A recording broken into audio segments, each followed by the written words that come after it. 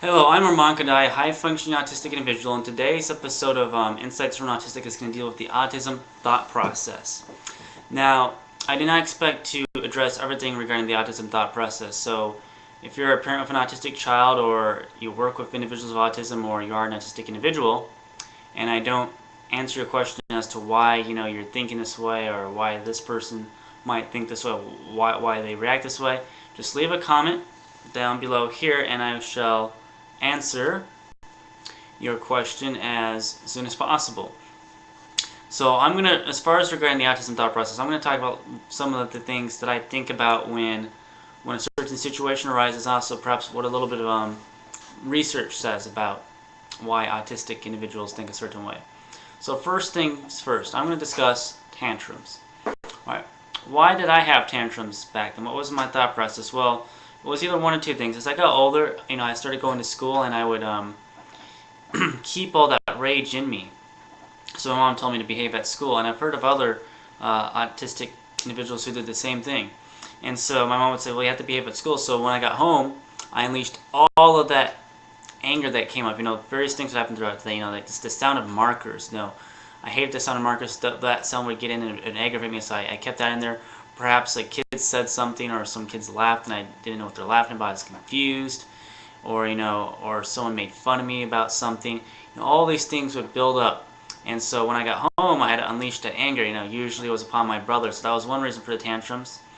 Another reason was, before even school and all that, is just, if something happened, say a change, for instance, if a change happened, like something got taken away from me, or we went somewhere and I wasn't expecting it, and I was very content to be in my world, think whatever it was I was thinking, that would cause, all hell to break loose, and that would cause my tantrum to explode. Other reasons, like dairy products, for me it could be wheat products, and also a combination of dairy and wheat products for other individuals with autism, but having dairy, the milk as it is, and for a lot of other autistic individuals, the milk doesn't digest, goes into the bloodstream, up in the brain, and this interferes with the brain, so the thought process, the area thing with, I don't know, anger and aggression gets more activated, or else some of the brain, whatever the brain transmitters, that they don't transmit as effectively, and so everything's out of whack, and that also causes some tantrums. And just going on, let's get a bit about the scientific thing.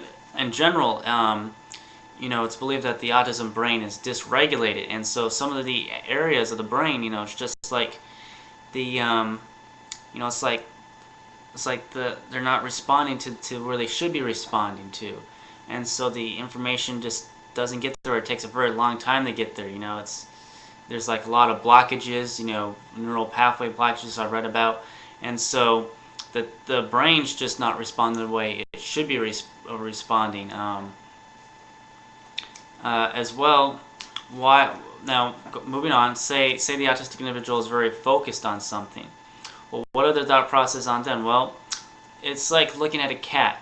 The cat is very focused on looking at the bird or the mouse, where it is. It's just, this is what matters at the moment. This is all, this is it. Everything else in the brain is just blacked out, and you're just focusing on that one little thing, whatever it is. It could be the Lego bricks, or stacking the bricks, or the G.I. Joes in the sandbox, or even a little X on the wall, whatever it can be.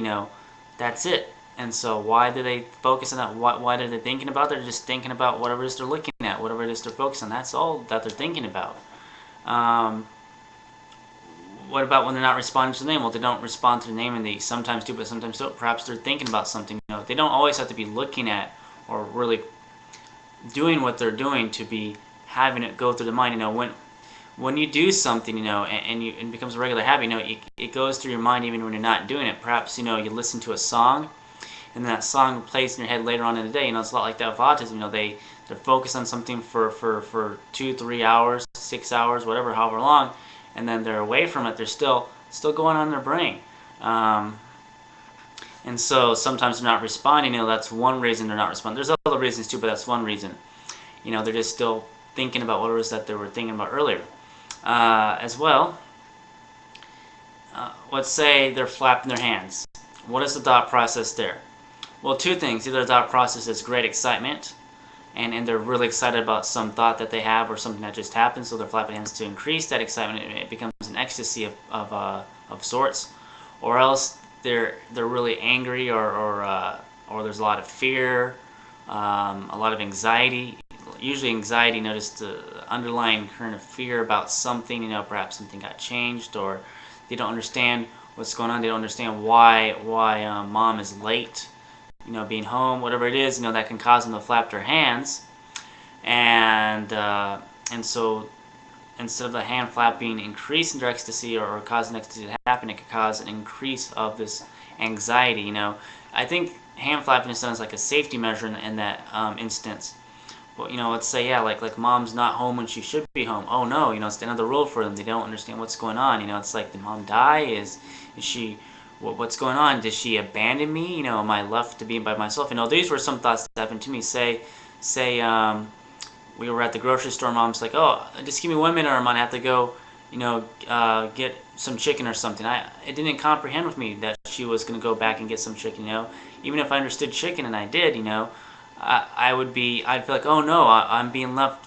My mom is leaving me so some other parents can pick me up and take me home. I'm going to get new parents. No, that was a great fear I had. I always was afraid that I would be taken away one day, or that my mom wanted to get rid of me as well. I always fear that if I was ever left alone for too long, anywhere, I always felt like that my mom was just about to get rid of me and stuff. Now, I know I did not touch upon everything in regards to autism thought process. So again, if you have any questions, about what your child is thinking or whatever, when something's happening, please leave the comments down below in this box. Alright, thank you very much. Have an extra tabulous day.